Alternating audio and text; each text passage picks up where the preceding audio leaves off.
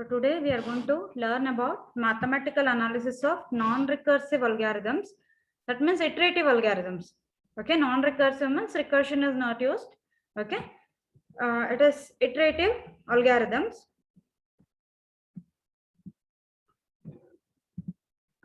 So first we'll consider the example of finding the largest element in the given list of n numbers.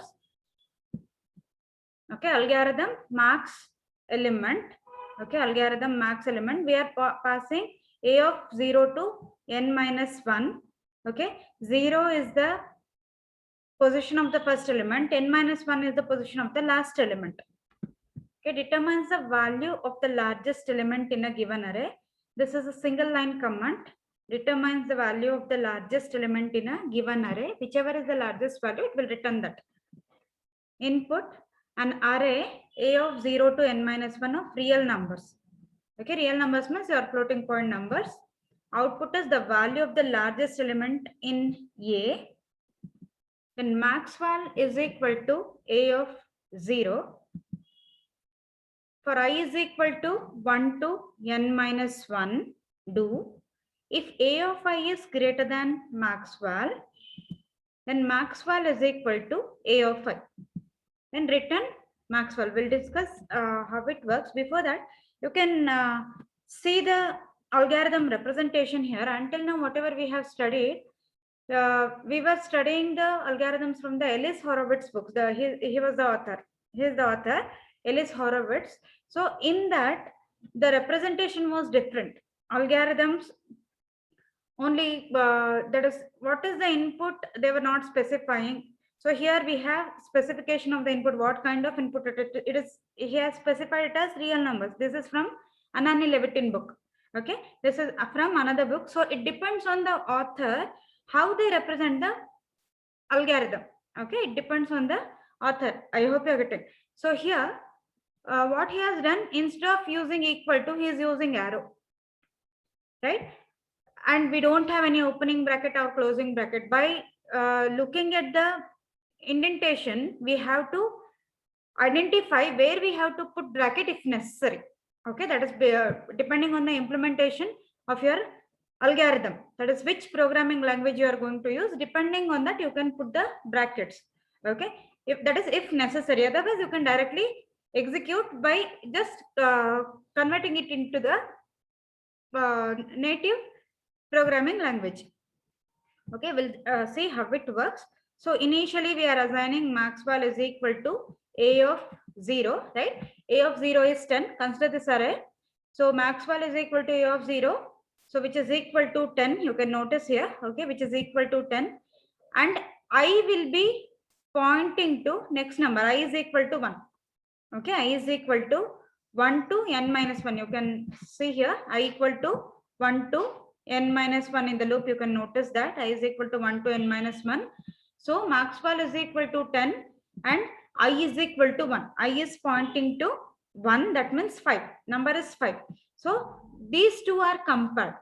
It will check whether 5 is greater than 10. 5 is not greater than 10. So it will not change the value of Maxwell. Okay, a of I greater than Maxwell, it will check. A of I is not greater than Maxwell. A of I is 5. 5 is not greater than 10. So it will not alter the value of Maxwell. It is still 10 only. Okay, it is still 10. Then again, I value will be incremented. I points to 2 now. I is equal to 2. When I is equal to 2, value is 18. Again, 18 will be compared with the Maxwell. Whether 18 greater than Maxwell. Yes, 18 is greater than Maxwell. So change the value of Maxwell. So Maxwell is equal to a of 2 now, which is equal to 18. Okay, I hope you are getting. Then I will be incremented again. So I will be pointing to I is equal to 3. It is pointing to 25. Now 25 will be compared with Maxwell. Maxwell value has been changed. So it is 18. So 25 is greater than 18. Condition is true again. So change the value of Maxwell. Now Maxwell is equal to 25. That is a of 3. Again, I value will be incremented. I is equal to 4 and it points to 6. Again, 6 will be compared with 25. Whether 6 is greater than 25, no, condition is not true. So it will not change the value of Maxwell. Maxwell is equal to 25 itself. Okay, max_val is equal to 25 itself. This is how it works. Now we'll see what is the efficiency of this, how to analyze this. So let us denote C of n as the number of times this comparison is executed. So comparison is the main operation. So comparison is the basic operation which is in the innermost loop, right? So we'll check how many times it will execute. C means here comparison. Okay, C of n is instance characteristics. Depending on the value of n, how many times this comparison will execute, we have to check that. Okay, so let us denote C of n as the number of times this comparison is executed. The algorithm makes one comparison on each execution of the loop. So when I is equal to 1, one comparison. When I is equal to 2, one comparison. When I is equal to 3, one comparison. So when I is equal to 5, for example, 5 number of comparison. Okay, which is repeated for each of the loops variable I within the bounds 1 to n minus 1 inclusively. 1 and n minus 1 both included. Okay, both included. Therefore, we get the following sum for C of n. What is C of n? C of n is equal to I is equal to 1 to n minus 1. Comparison will execute once. So the value is 1 here.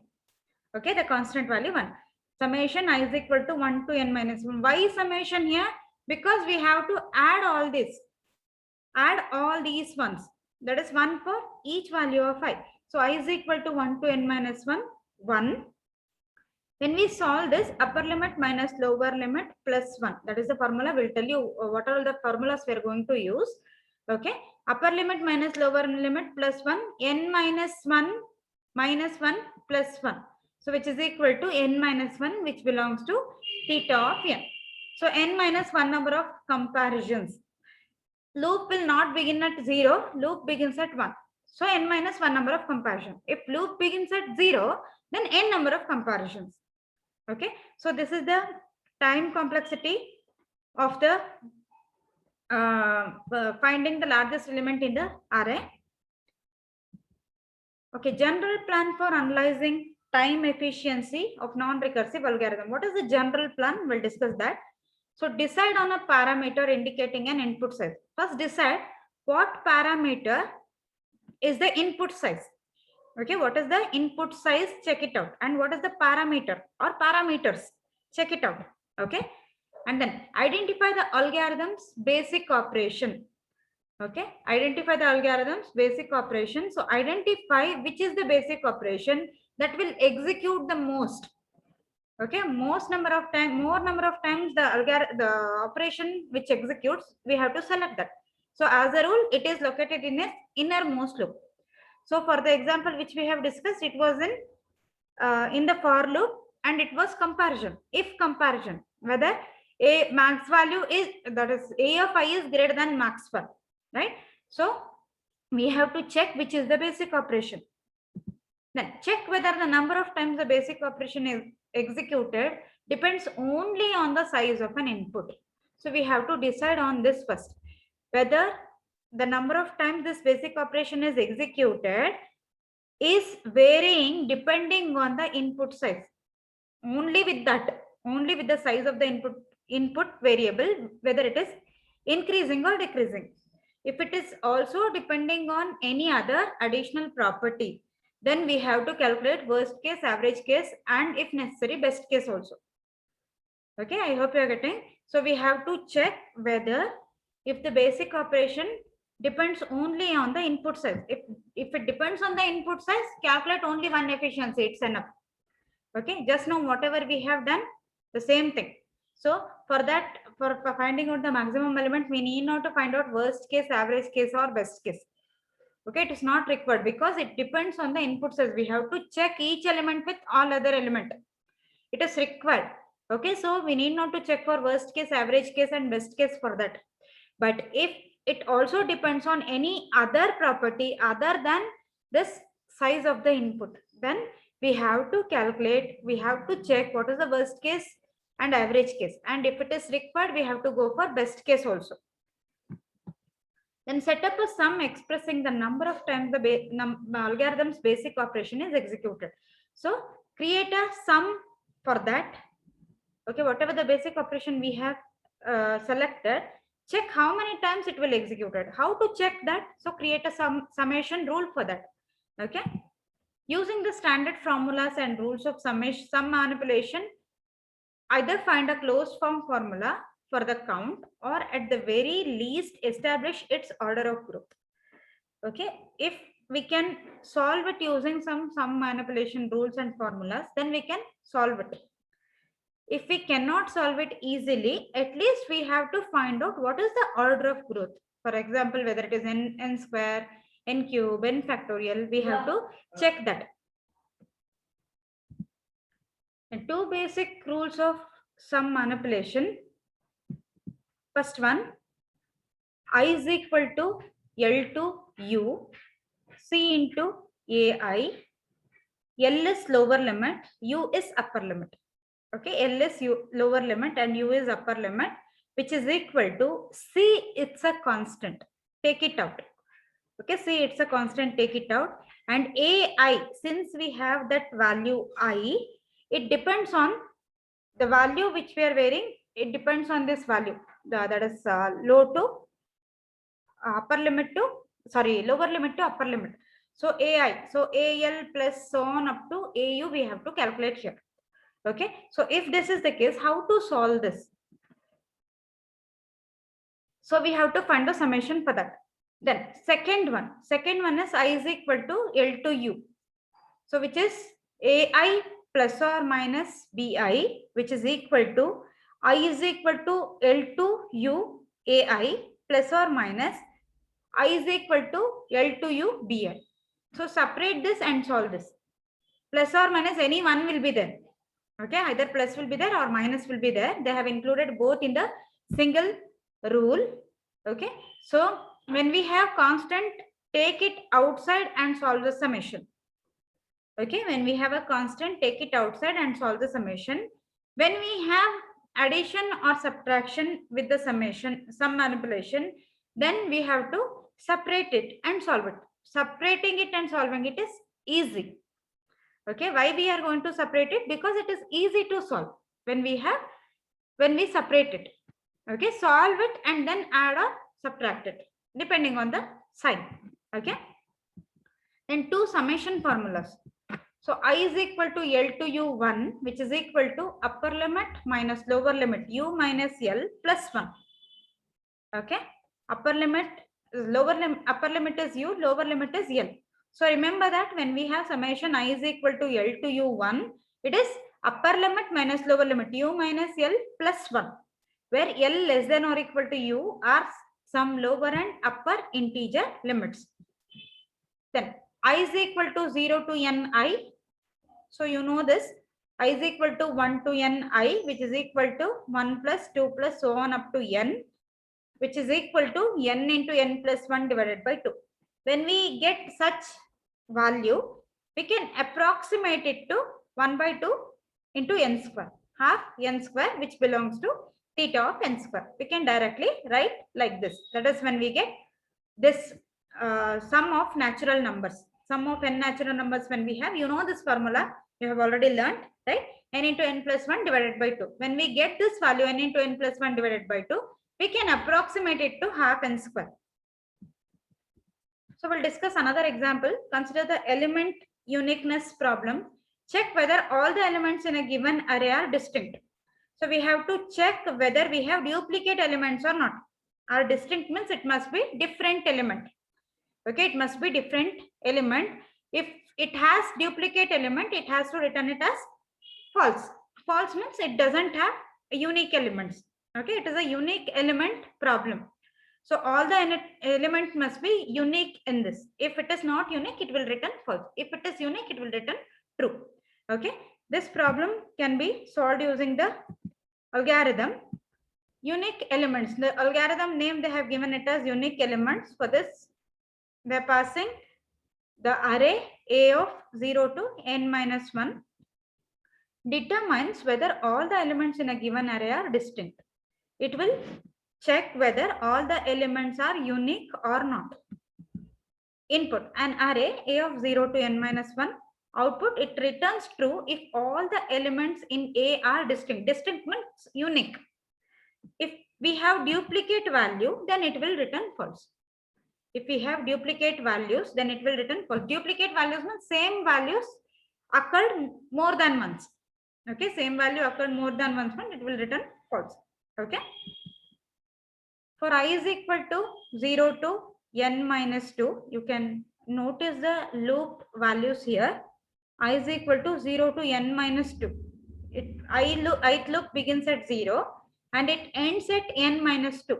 So if we have 5 elements, 5 minus 2, which is equal to 3. Okay, it ends at 3. Then for j is equal to I plus 1 to n minus 1. You can notice this also. If I is equal to 0, j value will begins at 1.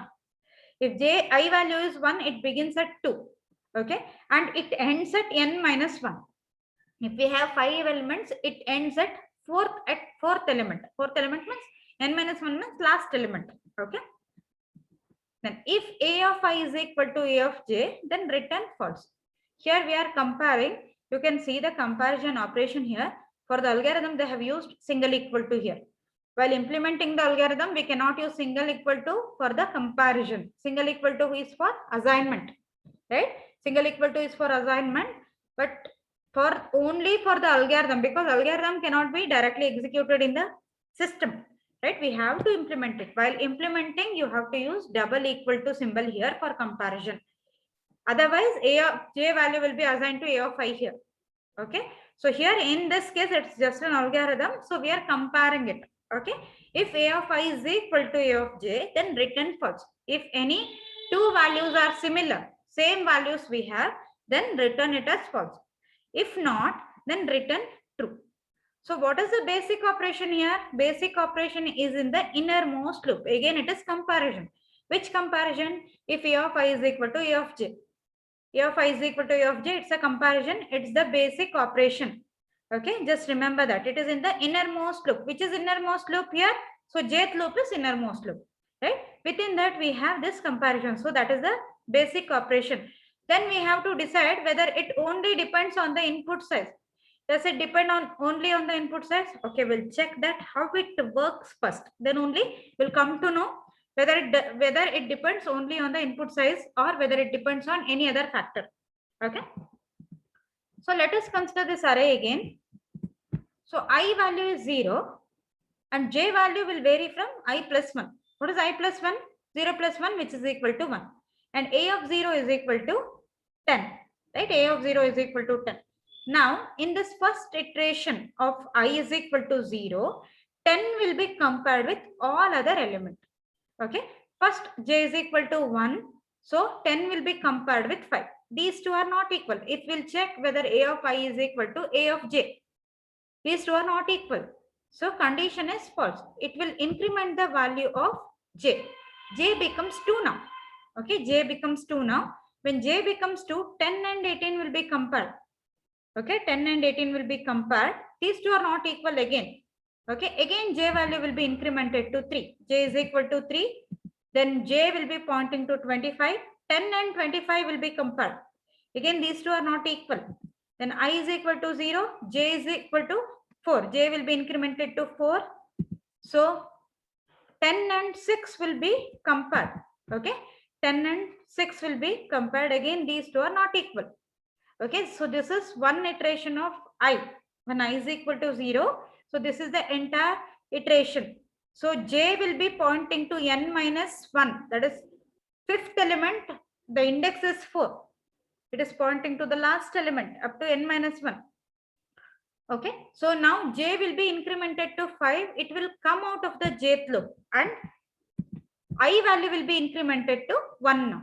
I is equal to 1. Now j value will get the new value for j, that is I plus 1.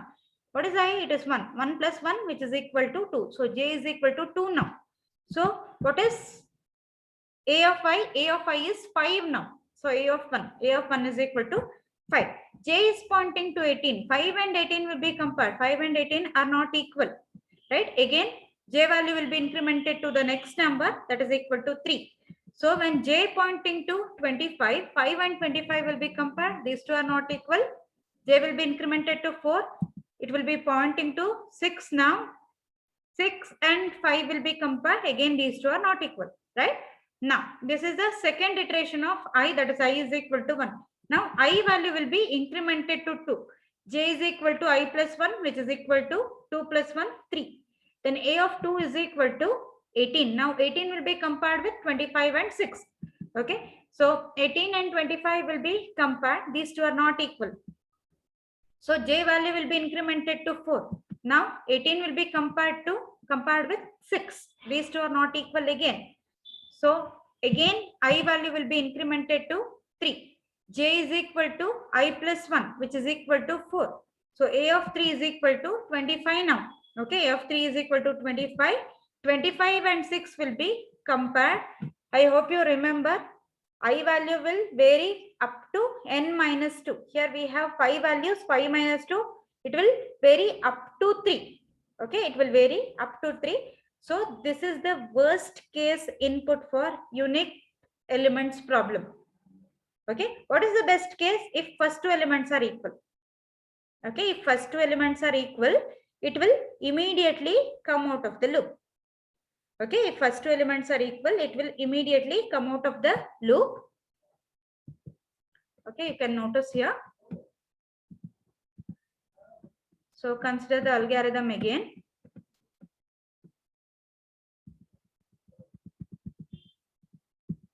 So remember, when we have unique elements, then that is the worst case input for the unique elements algorithm. Okay, if we have two equal numbers, then what happens? So when we get those two equal numbers in the beginning itself, okay, like this, for example, if 10 and if second number is also 10, instead of 5, if we have second number is also 10, 10 and 10 will be compared. Those two are equal. Immediately it will return false and it will come out of the loop. It will come out of the function itself. Okay, it will come out of the function itself. That is the best case input for this. Average case means in between, if it finds the duplicate element. Okay, in between it will find duplicate element means same element. If it finds the same element somewhere else, then it will be average case. If it finds in the first iteration itself, that is first and second elements are equal. If first and second elements are equal, then it will immediately return. So only one comparison. So that is the best case input for this. Okay, I hope you understood. So we'll see the analysis of this.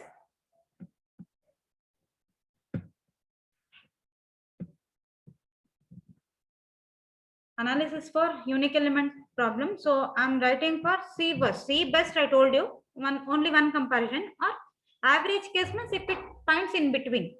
Okay, this is the worst case input for, what is the worst case input for your unique elements problem? If we have all the elements unique.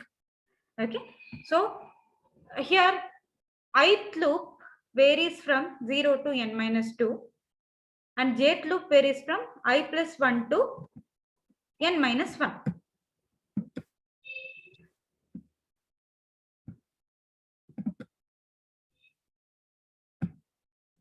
Okay. So for each value of j, okay, for each value of j, your comparison will execute exactly once. Okay, for each value of j, your comparison will execute exactly once. And this jth element will vary from I plus 1 to n minus 1. Now, for each value of I, this entire thing, that is this jth summation, will execute once. Okay, so for each value of I, this jth summation will execute once depending on the value of j. Okay, then which is equal to, let us solve this. So keep the outer summation as it is and solve the inner summation. So I is equal to 0 to n minus 2, you keep it as it is and solve the inner summation. So upper limit is n minus 1 minus lower limit is I plus 1 plus 1. Okay, so n minus 1 minus I minus 1 and plus 1. So we'll be left with n minus 1 minus I. Okay, I hope you are getting. just multiply this minus sign.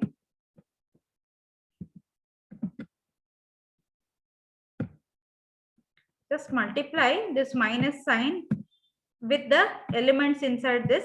So minus I, minus 1. Minus into plus, it is minus, minus 1. So what happens? Minus 1 and plus 1. Okay, here itself I'll cancel it. Minus 1 and plus 1 will get cancelled.